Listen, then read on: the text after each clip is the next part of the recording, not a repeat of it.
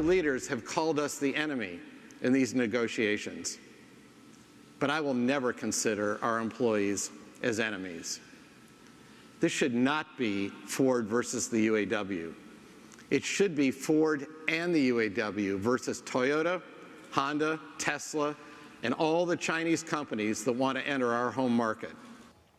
Ford's executive chair, Bill Ford, on the record today for the first time since UAW employees went on strike just about a month ago, saying despite Ford offering UAW a record contract, the union shut down the Kentucky truck plant, which he says will cripple the industry and our local communities long term. Ford saying American automakers are critical to our national security and we cannot take that for granted, urging everyone in these talks to come together and end the strike. Now we are entering day 6 of strikes at the Kentucky truck plant here in Louisville, and today anticipating possible layoffs at 6 Ford facilities in Ohio, Michigan, and Illinois.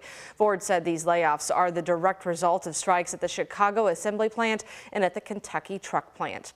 The targeted strike at the truck plant started last Wednesday when nearly 10,000 workers walked off the job. In total, Ford said 557 employees will receive walking papers today. The company said with the truck plant on strike, other plants around the country will have to cut production on parts that would have gone to KTP. That's creating uncertainty at the Louisville assembly plant, which is not an official part of the strike at this point. Union leaders say that's because parts from KTP come to the assembly plant. There could be some layoffs once they run out of parts there.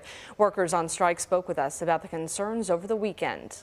Everybody's a little worried. I don't think nobody was ready for this strike. It's definitely a fear of LAP because they want to be on strike too. They don't want to go on layoff.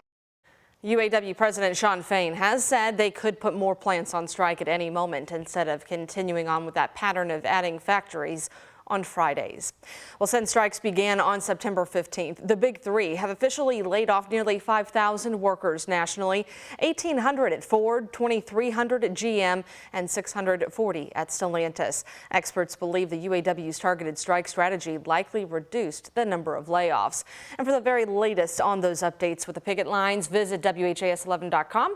You can also download the WHAS 11 News app.